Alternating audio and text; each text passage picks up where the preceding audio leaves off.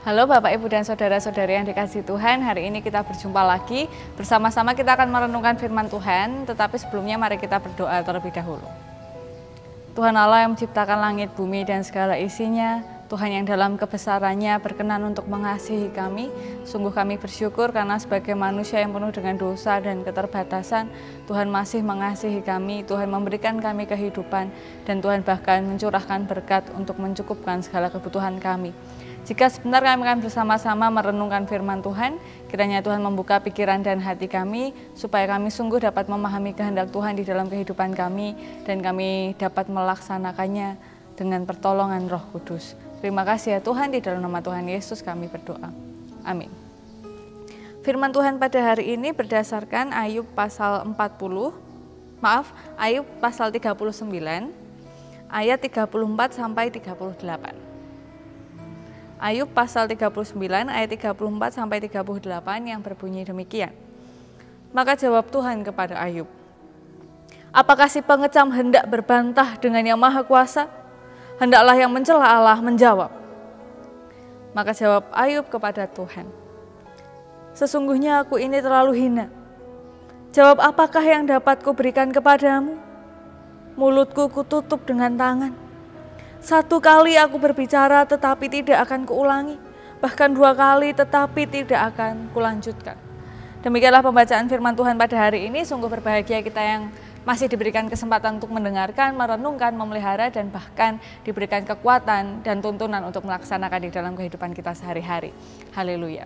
Bapak, Ibu, dan Saudara-saudari yang dikasihi Tuhan, beberapa renungan harian ini kita membahas secara terus-menerus kitab Ayub, tetapi mari kita berusaha merenungkan kisah tentang Ayub itu dari berbagai macam sudut pandang. Nah, pada hari ini yang bersama-sama mau kita renungkan adalah jawaban dari Ayub. Seperti yang sudah kita baca di ayat-ayat dan pasal-pasal sebelumnya, Ayub ini mengalami pergumulan yang luar biasa, dan pergumulan itu kemudian disampaikan kepada teman-temannya juga, dan teman-temannya memberikan jawaban dan seruan yang banyak untuk Ayub, tetapi mereka berbantahan satu sama lain. Jadi Ayub itu dikasih tahu merasa bahwa enggak, saya punya sudut pandang saya sendiri dan saya ini enggak seperti yang kalian bayangkan begitu. Lalu ada perbantahan satu dan lainnya, bahkan yang terakhir kemudian Elihu, dan akhirnya Tuhan memberikan jawaban kepada Ayub. Dan jawaban ini cukup panjang, kalau Bapak Ibu membaca panjang sekali jawabannya. Tetapi beberapa penafsir kemudian menyayangkan jawaban Ayub. Jadi Ayub di ayat ke-37 sampai 38 mengatakan demikian. Sesungguhnya aku ini terlalu hina. Jawab apakah yang dapat kuberikan kepadamu? Mulutku kututup dengan tangan. Nah, beberapa penafsir kemudian menjadi kecewa gitu. Jadi mereka tidak tertarik dengan reaksi yang diberikan Ayub. Sayang sekali karena bagi mereka Ayub adalah seorang pejuang. Ia memperjuangkan pergumulan dan keresahan yang dialami dan berbantah dengan Tuhan. Jadi dia adalah pejuang yang memperjuangkan kehidupannya. Ini menurut beberapa penafsir, dan mereka sangat tidak tertarik, tidak terkesan oleh jawaban Ayub karena halah, cuma begitu saja, hanya sampai di situ saja, mek ngene tok. Tidak ada jawabannya lebih lanjut. Dia tidak memperjuangkan kembali apa yang dia pergumulkan dan dia pahami, dia malah dianggap mundur.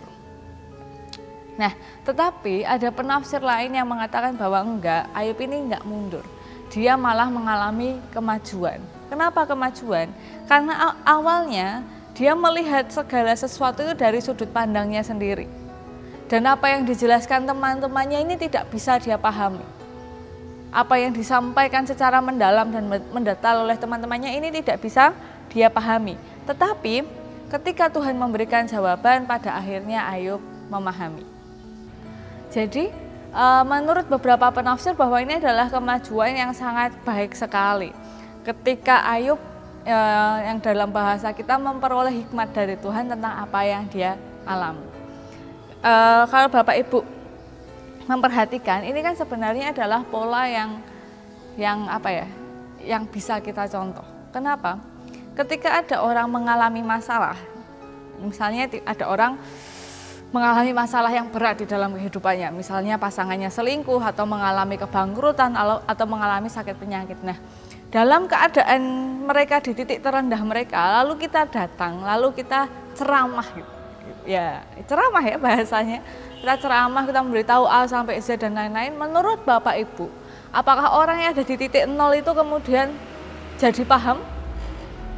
Enggak, jengkel ya. Lah wong aku gek rekoso koyo ngene kok malah mbok khotbahi. Aku iki gek ngalami koyo ngene iki aku malah mbok ceramah. Coba bayangkan Bapak Ibu, nggak ada hujan, nggak ada angin, bukan karena kesalahan Bapak Ibu, bukan karena kelalaian Bapak Ibu, tiba-tiba Bapak Ibu mendapatkan penyakit. Nah, Bapak Ibu tahu persis bahwa penyakit ini bukan karena pola hidup, bukan karena apa, memang karena ada di dalam tubuh. Nah, kemudian ada orang ceramah, wah iki kudune kowe nek mangan, padahal menurut kita sudah melakukan yang terbaik. Nah, apakah kemudian ceramah orang-orang itu dapat kita pahami? Nggak bisa Bapak Ibu. Ketika hal buruk terjadi kepada kita, pikiran hati kita ini memproses semuanya itu dengan penuh pertanyaan, ngopo ya, kenapa ya, bagaimana dan lain-lain. Jadi ada banyak hal yang berkecamuk dan kita mencari alasan, kita mencari solusi dan lain-lain, terlalu pusing kepalanya. Jadi kalau sedang ada masalah, memang manusia nih insting menyelamatkan dirinya itu kuat. Jadi dia mencoba melakukan banyak hal untuk menolong dirinya, atau minimal adalah mencari alasan kenapa ini semua harus terjadi. Nah, ketika itu terjadi pada Ayub, lalu banyak orang kemudian ceramah, kan jengkel ya. Aku ki orang ini kok dan lain-lain. Tetapi kenapa kok Tuhan itu datangnya nanti gitu? Kok enggak dari awal langsung Tuhan ngasih tahu, orang ngono ya aslinya ngene-ngene. Kenapa enggak dari awal Tuhan itu memberitahu? Karena Tuhan itu selalu punya rencana, dan kemudian saya bayang-bayangkan kalau tiba-tiba Tuhan datang, ya Ayub tidak berproses seperti itu, dan Tuhan mengizinkan setiap proses dalam hidup Ayub itu berjalan dengan alami, dan ketika sudah mentok nih, sudah nggak bisa lagi, baru Tuhan datang dan memberikan jawaban. Uniknya adalah jawaban Tuhan langsung dipahami oleh Ayub. Kenapa? Karena jawaban Tuhan itu sebenarnya sangat sederhana dan tidak bisa dibantah. Jadi Tuhan itu nggak pakai ya menurut teori ini, menurut teologi ini, menurut ilmu psikologi, menurut hukum nih, nggak pakai hal-hal yang aneh. Cuma disuruh lihat, coba kamu lihat itu hewan-hewan, tumbuhan-tumbuhan itu siapa yang ngatur. Coba kamu itu dalam kebenaran dan kebaikanmu bisa nggak kamu mengurusi orang-orang yang berlaku tidak baik. Coba dalam kesalehanmu, apakah kamu juga memperhatikan alam semesta di sekitarmu. Nah, coba kamu lihat semuanya itu siapa sih yang mengurus mereka. Nah, dalam bahasa yang sederhana tapi tidak bisa dibantah ini, Ayub mengalami kemajuan di dalam spiritualitasnya. Dia memahami Tuhan dan mengenal sisi lain dari Tuhan. Ini adalah hal yang penting. Pemulihan itu tidak hanya ya sudah Ayub sembuh lalu hartanya diberikan, keluarganya dikembalikan, tidak bukan sederhana ya, tidak sekadar itu. Bukan sekadar yang hilang kemudian dikembalikan, tetapi dirinya, prosesnya itu ada pertumbuhan yang alami, pertumbuhan yang luar biasa dari sudut pandangnya tentang Tuhan yang hanya sekotak kecil ini diperluas oleh Tuhan menjadi lebih besar. Walaupun tidak seutuhnya tahu Tuhan, enggak, tapi dia punya pandangan lain tentang Tuhan. Apa pandangan itu? Bahwa walaupun semuanya itu hilang daripadanya, walaupun semuanya ini kesannya tidak masuk akal, walaupun semuanya kesannya tidak adil, dia tuh masih punya Tuhan. Ini yang penting. Ini yang mau diingatkan kepada Ayub. Bahwa dia berada ataupun dia tidak berada, dia sehat ataupun dia sakit, dia rame-rame ataupun dia sendiri, Tuhan itu selalu ada.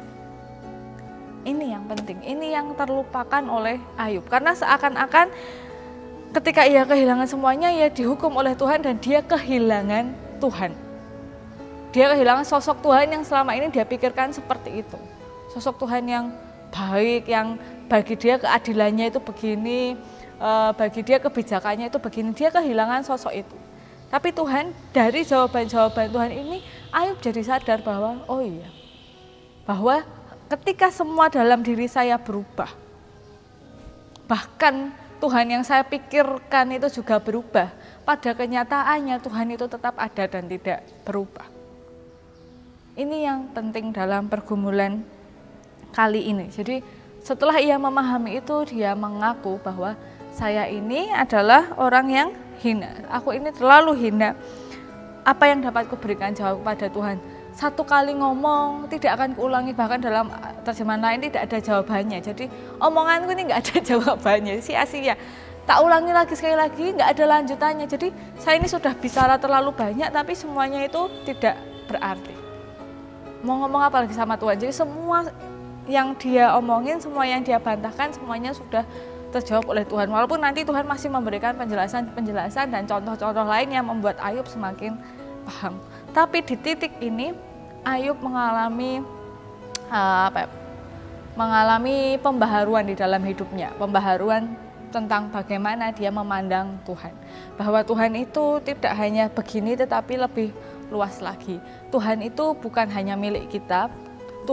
Tuhan itu fokusnya itu bukan hanya kita, tetapi banyak sekali.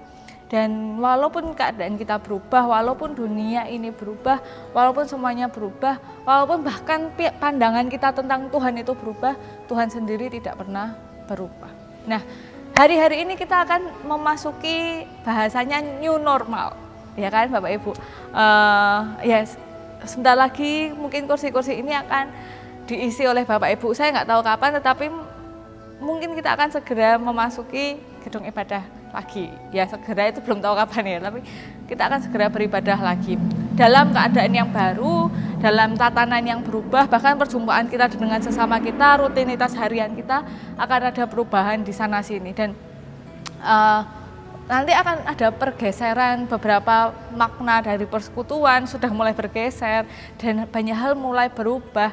Nah, tapi di balik semua perubahan itu Tuhan itu tetap dan tidak berubah. Bedanya adalah cara kita memandang Tuhan ini yang nanti akan berubah menjadi semakin dalam, menjadi semakin luas jika Tuhan memberikan hikmat kepada kita dan kita menerima dan menggunakan hikmat yang diberikan dari Tuhan. Tetapi kalau kita menyerah di tengah jalan, ya sudah, ya segitu-segitu aja. Tapi kalau kita taat sampai akhir, ya kita akan tahu. Jadi perubahan yang terjadi di sekitar kita ini jangan terlalu dihindari. Biasanya aku ngene, biasanya kadangkala memang nggak bisa biasa nih, kadangkala memang harus ada perubahan, dan di tengah segala perubahan itu pemahaman kita tentang Tuhan itu juga akan berubah. Jadi mari menjalani kehidupan kita, mari terus fokus kepada Tuhan, dan barangkali pada waktunya nanti Tuhan mengubahkan kita dengan terlebih dahulu cara pandang kita tentang Tuhan. Ya, mari kita berdoa. Ampuni kami ya Tuhan jika kami membatasi diri kami, bahkan membatasi pikiran kami mengenai Tuhan. Kami mengotak-ngotakkan bukan hanya sesama kami, bukan hanya alam semesta ini, tetapi juga keberadaan Tuhan. Dan kiranya Tuhan mengubahkan kami bagaimana kami memandang Tuhan, sehingga kami dapat melihat segala sesuatunya dengan baik, kami memandang Tuhan dengan lebih baik lagi, dan dengan demikian kami dapat memandang apa yang terjadi di tengah kehidupan kami dengan lebih baik lagi. Dan kiranya Tuhan menuntun kami untuk menjalani setiap aktivitas kami.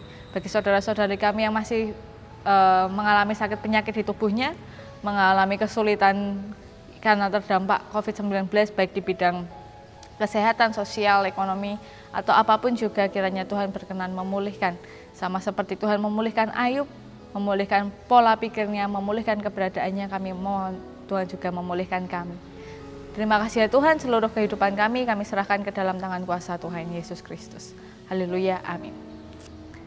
Ya, demikian yang dapat saya sampaikan, kiranya dapat menjadi kekuatan, penghiburan, mengingatkan bagi kita semua untuk terus berjalan bersama Tuhan dan terus berkembang bersama dengan Tuhan. Selamat beraktivitas, Tuhan Yesus memberkati kita semua, sampai jumpa lagi.